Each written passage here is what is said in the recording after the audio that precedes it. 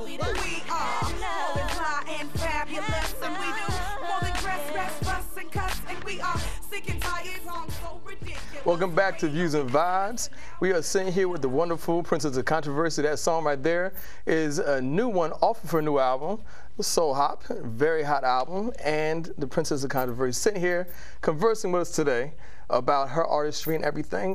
Before we went to break, we had a chance to see a little bit from your play, The Breakthrough. Before you did the play, a few years ago, I remember you were on a show called Stage Black on TV1. Why don't you tell us a little bit about that experience? Stage Black was a reality series where it was basically given an opportunity to 10 up-and-coming black actors. Okay. So it was basically surrounded around David E. Talbot, who's a playwright, and then also Blair Underwood, who's an actor. And so that experience was like we had to. You know, reality shows are funny, but anyway, we had Tell me about it, I know. I didn't even know what I was going. My friend called me, my friend Armita called me and was like, you got to get up. Blair Underwood and Morris Chestnut are auditioning for something. And I was like, oh. So when I got there, I realized that it was a show for actors. Okay. Where we went on the road. We went to Houston. We went to New York. We went to Miami and Orlando. We stayed in all these different houses, 10 of us, and then it got smaller, and where we had to do like different acting activities or competitions, and you know, as it went down, then people got eliminated. So it's elimination is more like a Survivor. Kind of like an actor Survivor, and then like whoever was, you know, the last people standing was supposed to get like a television show or spot in like the next. So that was going to be the prize, a television show. All right. Okay. Exactly. All right. Now you came in which place? First runner-up. First runner-up. So that means you were almost there. Almost there. Now, how did that feel to know that, you know, you had gotten this far and you were right there on the edge of getting it? What was that like for you? Well, I mean, it was a great experience. Overall. It was like I didn't feel.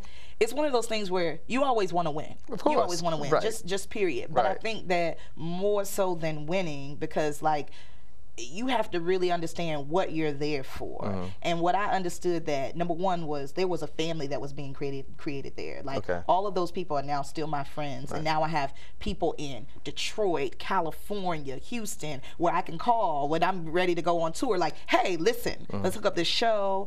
So that was the first thing. And I was kind of like the sister character, the sister or the mama of the group, because I was older than everybody there, that kind of like kept the gel together. So I think that it was more about, one thing I live by is that you have to really define what your definition of success is and what your definition of winning is. For me, having even gone that far, having even, you know, just having the courage to get up that morning and know, hey, I'm getting a place on the show, was winning enough for me. And what that allowed me to do was to be able to come back and say, all right, each time, I mean, I've been on another reality show, the Missy Elliott one, a few years before. Really? Okay. I didn't get onto the show, but I was like one of the 15,000 people that auditioned in DC that went to California. Wow. So what I looked at it was like, it's a step forward. So each time I achieve something, it's like another step forward, another step forward. And there's a lot of successes that go unseen, like if it's not in front of a camera, that, you know, I just had to learn, like, that's what it was about. So I was excited to be there.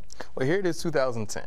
A few years past that experience, now you're producing your own play, The Breakthrough. I had a chance to see the play. I thought it was absolutely wonderful, but why don't you tell us a little bit about the play? Where did you get the idea for the play, and, you know, how did you put it together? Well, Breakthrough came from a year's worth of like blocks and starts and stops.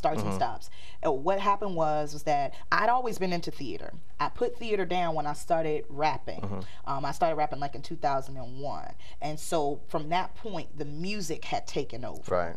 Once that happened, a lot of people had started asking me, well, when are you going to do, you know, some more theater? And I missed it, but I didn't want to let the music go. So I was trying to figure out a creative way to make both of them come together.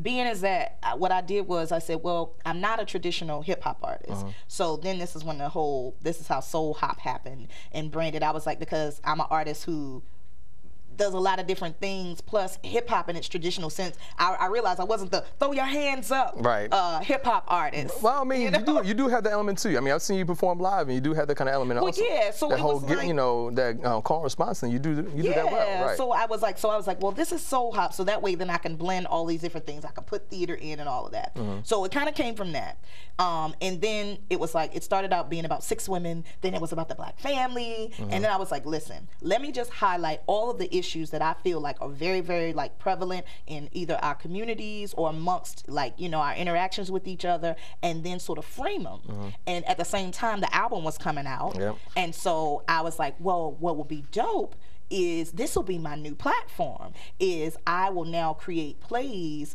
and then music that soundtracks those plays. Prayed on it. I lost my father back in '91, and I had never been able to write a full song about him. And I said, you know what? I'm gonna sit down. I'm gonna write a song. If I can write this song, I can finish this play. Okay.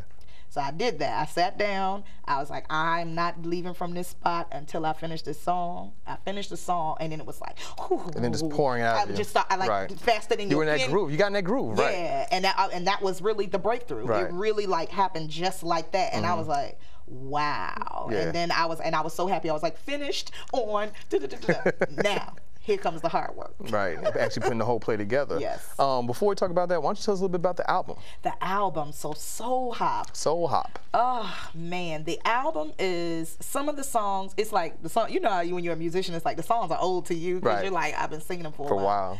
Soul Hop. It was basically the mission of it was to be a blend of singing, hip hop, theatrical, just like really capturing the essence of me. And I didn't want to do all hip hop, I didn't want to do all singing, but I just wanted to do whatever I felt like doing.